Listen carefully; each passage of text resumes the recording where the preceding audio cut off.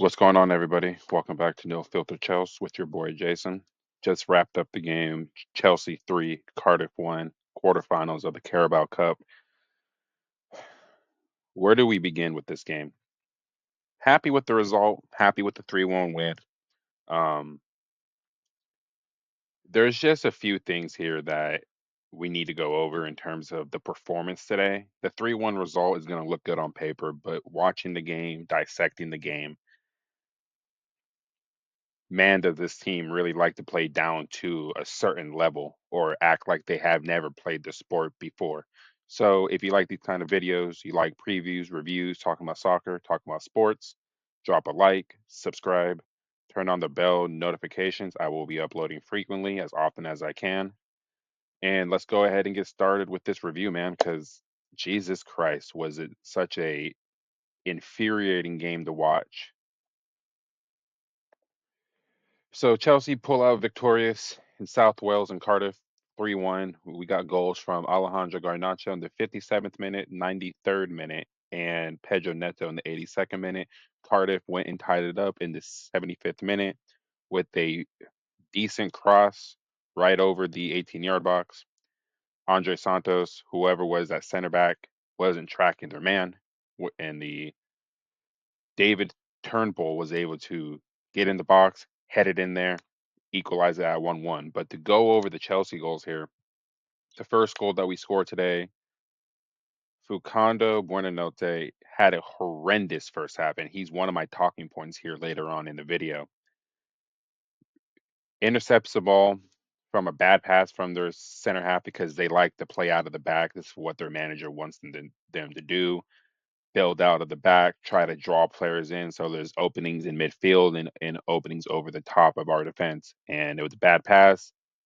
Buenanote, he intercepts it, finds Garnacho out there on the left. Great first touch, bangs it in the right hand corner on the bottom side. We're up 1-0. After that moment, we decide to take our foot off the gas pedal and go for the second goal. And we went back to how we played in the first half: lethargic, slow, no impotence, no imagination, no patterns of play. If you guys saw my short earlier, it was about how slow we are building out of the back. And like I mentioned earlier, like how I mentioned in my previous video, which will be linked here, Caicedo is important to how we start an attack. And once again today, he showed his quality and he showed his importance in that midfield alongside of an Andre Santos who had a decent game, could have had some much better passes out there, could have probably converted on a couple chances he had, but his defensive work rate was nice to see. Maybe playing next to Caicedo, learning off of him, seeing how he operates and closing it down tight spaces and just closing down spaces in general is going to help this man develop into a good number 8. He's not going to be a defensive midfielder, but he can be that box to box midfielder that you can put in a midfield 3 alongside of an Enzo Fernandez and a Moises Caicedo, and you have a good balanced midfield. To go on to the second goal that we scored today, great little hold up from João Pedro, able to hold off his defender, get Andre Santos involved into the play. A nice little layoff to Santos. He peeks out of his peripheral vision, sees Pedro Neto out there on the right, takes a great strike on his weaker foot, takes a wicked deflection off of the dude's heel, lands into that bottom left hand corner for to be up 2-1. Even at that point, you're still feeling nerves because you don't necessarily know if this team is going to look to close the game out or just sit back and soak up more pressure like they were doing the entire game. Like I mentioned in my preview, I felt like the first 15, 20 minutes was going to be insanely important for this team to try to figure out a way to weather the storm because the Cardiff fans were up for it. The stadium was up for it. The players were definitely up for it. And the player I realized I was on Cardiff City was Callum Robinson, who, when he was in the Premier League with Sheffield United and West Brom, absolutely ruined us, scoring 5 goals, a couple assists, always found a way to cause us issues, but he was nowhere to be found today, which is music to my ears because a few months before we found out who we're playing, he wants to come out and say that I always play well against Chelsea. I always score against them. I always find a way to create something against them. You didn't do a damn thing in this game, brother. Nothing. Absolutely nothing. And it was great to see the rest of your team, though. I will say this about Cardiff. They're going to be giving a lot of teams issues in the next few years if they can get that promotion up to the championship and the style of play they have where they actually go at you. They want to build out of the back. They want to come at you. They want to play down the wings and they want to overload on both sides to draw out our fullbacks, make it more difficult for us to make a decision on who we follow. And that's how the goal was created for them. So going on to the third goal here, again, it's a great hold up from João Pedro. He sees Garnacho running down the line, knowing that we need to get that third goal to seriously kill off this game. A great, nice lob pass over to him. Great first touch with his left foot, takes it into his right, takes another touch, and scoops it into that right corner again. And up 3-1, does the Ronaldo celebration, out here looking nice. And this is why I wanted Garnacho to start in this game because Jamie Gittins, which is my second talking point here. I'm sorry, brother. Maybe it is you playing in the Bundesliga is why the fee for you was 60 million, but you're not playing anywhere near that price tag. And every time you're picking up the ball, you're losing possession. You're doing the same moves over and over and over and over again, and it's not working. When you realize it's not working, you lose possession of the ball. You don't track back defensively, and you're just lazy off the ball. You're not looking to get open. You're not looking to make runs in behind their fullbacks. You're not looking to cause issues or asking questions of the fullbacks or the center backs because there's a few times in the first half where the ball came into that back post and usually your wingers, if it's depending on what side it's on, your wingers are supposed to be at that back post getting anything that is coming across. Jamie Gittins refused to make runs at that back post. Do you want to score? Do you want a consistent place in this team, my man? Because I do believe in you. I do see the talent. I do see the want to be there. But when you're on the pitch, all that goes out the window, man. And it's sad to see because I don't want to make the comparison to a Raheem Sterling, but that is what I have to come to at this point, man. You're not doing enough on that left hand side, and even switching you over to the right hand side, you still weren't doing anything that was anything different from any of the wingers that have come through here and have done the same shit. Take a player on, pass it back, recycle it around. When I'm asking my wingers, like a Pedro Neto, like what he did, like what Garnacho did, is being direct, being have imagination, make them make a decision on what they're gonna do. Because when your wingers have the ball, what I look for in a winger is the ability to draw fouls, the ability to get by somebody, and the ability to also link up with your center forward and midfielders to where you can get open knowing where the space is. And too many times that the wingers that I have seen come through this team since Eden Hazard has been there, and even like a Christian Pulisic to an extent, there's no imagination. There's no drive to want to beat your defender. So this is why I was surprised Esteval wasn't in the squad, but at the same time, I understand it's the physicality. Once you get down to the lower leagues in England, it's more physical than it is about the quality of play. You're going to see a lot more challenges you don't expect to see in the Premier League. You're going to start seeing players really just go for the player rather than the ball. And in hindsight, I am happy that Esteval wasn't in the squad for this game. Enzo didn't get out there because you can't afford to have those two players getting injured because of the physicality that Cardiff brought to us. And honestly, I don't think we were expecting them to be as physical as they were, but they were. They wanted it. They wanted to get to that semifinal. I believe they've only been there 2 or 3 times in their entire history. We now have got there for a 17th time. And it's like I said, Premier League quality will eventually show itself in this game. And it ultimately did, but we got away with it in the end. Fucando Buenanote, I will say this, horrific first half. Terrible first half. I would have rather have seen Malo Gusto in the 10 than him in the first half. but he had a good 5 to 8 minute spell in the second half where he got the assist to Garnacho, where he was actually winning the ball in midfield and not losing the ball in the stupidest areas. But after that assist, he regressed back to what he was doing in the first half: poor touches, not being able to get by his man, not being able to complete 2 or 3 passes in a row. It's like, for my number 10, I need you to be alert, dynamic, and be able to pick out a pass and beat a couple players in midfield. That's what I'm asking for my number 10. This is what Cole Palmer does. This is what João Pedro does. This is what Esteval does, right? These are players that have the imagination and creativity to get by their man and create something off of that. Buonanotte got fortunate with that pass to him from the Cardiff City center back and found a great pass out to Garnacho for the first goal. But I don't want to see him playing in a Premier League game. I don't want to see him playing in a Champions League game.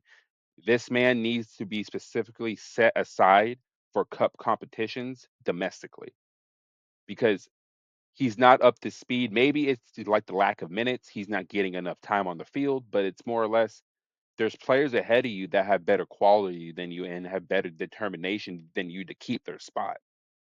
So Garnacho, for me, man of the match when he came on.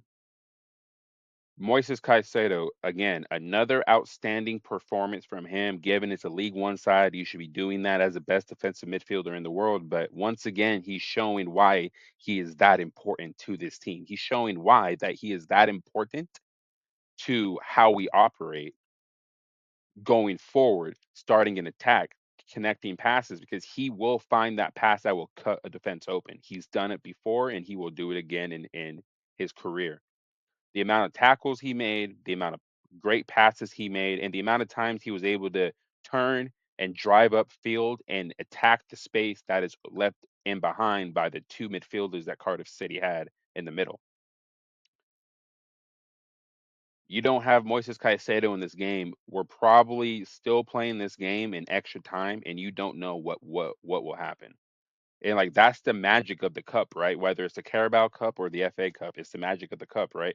You're bound to see some type of upsets. And I'm glad we didn't get the Grimsby Town treatment that Manchester United got back in August. But damn, was that close to actually happening because we did not play like we wanted to get to a semifinal. We played like it was just we're playing a youth team and we can seriously just sit here and play hospital passes, play a lethargic, and Cardiff weren't going to hit us on the counterattack.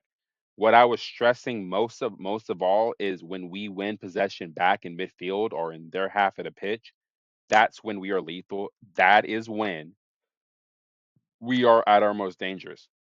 And honestly, that's when we score the most goals.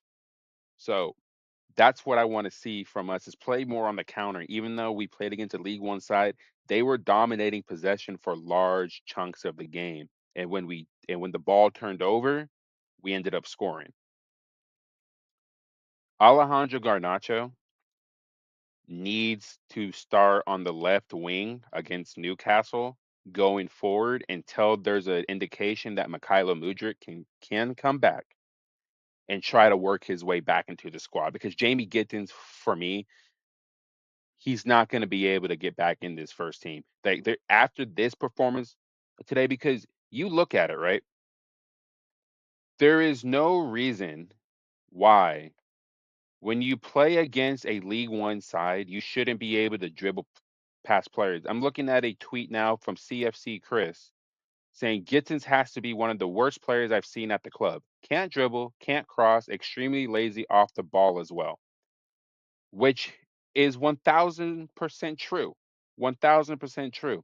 Lazy off the ball, no drive to want to receive the ball and actually do something with it. And it's just something that, like I said, I want to see from my wingers be dynamic and be direct. Pedro Neto is leading the team in goal contributions this season. 9 goals and assists, 6 goals and 3 assists in total in 19 matches this season. So basically, almost 1 in 2, he's either getting a goal and in assists. This is why Pedro Neto needs to be starting, whether it's on the left hand side or the right hand side. It does not matter. If Garnacho's not starting and you want to start Esteval, you put Pedro Neto on the left, you put Esteval on the right. You want to save Esteval for the second half, Pedro Neto on the right, Garnacho on the left. That's what I want to see on my wings right now. That's what I want to see. And it's just looking back at it, man. It's like Enzo Maresca also joined the Chelsea players when they went over to acknowledge away support after the final whistle, which means he's in a much better mood because, like he said, his issue is not with the fans because the fans, no matter what, are going to back this team. And now they're starting to really back Enzo Maresca because they know now that the heavy rotation isn't based off of what he wants to do. It's what the people upstairs are asking for. And I saw a tweet earlier talking about how let me see if I can find it here. Yeah, I found a tweet here saying that Enzo Maresca basically made 11 changes to show the ownership how ass a lot of these players actually are. When you're looking at players like Gittins, when you're looking at players like Buenanote, when you're looking at players like Tyreek George, when you're looking at players like Hato, right? Against a League One side, you should not be struggling as much as you did, but you did. It's unfortunate because as a fan, I want to back these players. I really want to support these players. But when you put in piss poor performances like that, it's really hard to get behind a player and support them. You know what I mean? So again, we're looking at it from what just happened. All this is right now my raw thoughts on what just happened. The last point I want to talk about here is the levels that we are showing when we rock up to these stadiums against lower opposition. Enzo Maresca, in my opinion, needs to get these players more in sync and more in tune, no matter who the competition is. You can play a non-league team, you can go to their stadium, but you don't think their stadium is going to be rocking. The players are going to be up for it. It doesn't matter about the quality. They're going to do everything they can to put 1,000% effort in what they are doing, what they are trying to accomplish out there. And we saw that earlier this season with Grimsby Town beating Manchester United, where anything can happen, right? Show some effort. A big team has an off day, like how we had an off day once again. Cardiff City could have walked out of there easily with a 2-1 win, but they missed opportunities, just like how we missed opportunities to really kill the game off after 1-0. They missed opportunities and they missed their chances, which shows the difference in depth and quality that we have as compared to a League One side or even a championship side, right? So the levels of production and the level of effort that I am seeing when we play against these teams needs to improve because we're going to continue to sit here and drop points in the Premier League if we don't start taking these teams that are below us seriously. And every single time we rock up, whether it's at the bridge or we go to another stadium, teams will always be up to play against Chelsea because it's a big team, world champions. They've spent over £1 billion on their squad. So they're going to sit there and say, we don't need to be worth 100 million, 200 million to show you guys why we're better than the players that you brought in. And there's times where we play against the lower opposition and their midfielders look a lot better than our midfielders. Their wingers look better than our wingers. Their striker looks better than our striker. Their goalkeeper looks better than our goalkeeper, which for this season, I won't say that there's been a better goalkeeper in the Premier League right now than Robert Sanchez in terms of less mistakes, the saves he's making, and just the commanding presence he is in the box now. By the way, has more clean sheets than David Raya at Arsenal, who's won 2 straight Golden Gloves, by the way. But no one's talking about that. Anyway, to just go over a few more stats here over what happened. We had 7 shots on goal, about 20 attempts, 9 fouls, 1 yellow card, and 8 corners. I think we had a stretch in the game where we had like I think 5 or 6 corners in a row, and we didn't convert on one of them. Which you know what I mean. I'm not tripping too much off of that. We still scored 3 goals, but if you have 8 corners, I would like to see at least one of those go in. You know what I mean? Just to have the conversion rate be somewhat decent, even though 1 out of 8 is 12.5%, at least one of those 8 went in, right? Because the one thing that I was always told when I was playing from like my coaches was you can take 10 shots on goal as a team, right? But if 2 of those go in, I'm fine with a 2 out of 10 conversion rate because we're up 2-0, right? Like I'm not worried about that. Just convert your chances to the best of your ability. Now, as professional players, you should be able to finish anything that is inside of the 18-yard box, anything that is just outside of the 18-yard box. Anything outside of that takes imagination and skill. So, after all that, Chelsea win 3-1 on to the semifinals of the Carabao Cup, a competition that I'm fully expecting us to go all the way in, no matter who we play in the Premier League, because it's going to be a Premier League side we either face in the semifinals or the final. So I'm looking forward to see who we draw in the semifinals. I still think it's a two-leg playoff, which I find to be ridiculous, honestly, but it is what it is. So yeah, Chelsea win 3-1. Goals from Garnacho and Pedro Neto. Next game is at St. James's Park against Newcastle, a place where we have struggled to get a result over the past few seasons, losing in the League Cup there last season and also losing there towards the back end of the season last year where Nico Jackson got a red card and completely derailed the game. But I'm hoping that we go to Newcastle this weekend and actually put in a good performance. We got Cole Palmer coming back into the team. We got Esteval coming back into the team. Enzo should be back in there. Reece James should be back in there. Chalaba, Fofana, Robert Sanchez, Cucurella should all be ready for that big game against the Magpies up in the Northeast. So again, Chelsea won 3-1. Happy with the result, but not happy with that performance whatsoever. It's one of the most lethargic performances I've seen them have this season. It's not the worst performance, but it's definitely up there. So yeah, um, if you like these videos, you like what you heard, you like just talking about sports, bro, drop a like, sub, bell notifications, turn those on. If you want them personalized, you want all my uploads. I'll be uploading frequently. So yeah, again, I'm Jason. Welcome back to No Filter Chels. I'll see you guys in the next video, bringing up some news, topics, whatever is going on at Chelsea Football Club, we will be bringing that up in the next video. Look out for the preview for Newcastle and Chelsea, I believe Friday. I'm going to be working on that. And yeah, I got a lot of things coming up, a lot of ideas coming up. So please stay patient. Please like the video, sub, bell notifications, checking temperatures in the comments. Want to see what you all think about this game. And yeah, I'll talk to you guys later. I'm Jason. Peace out, bro.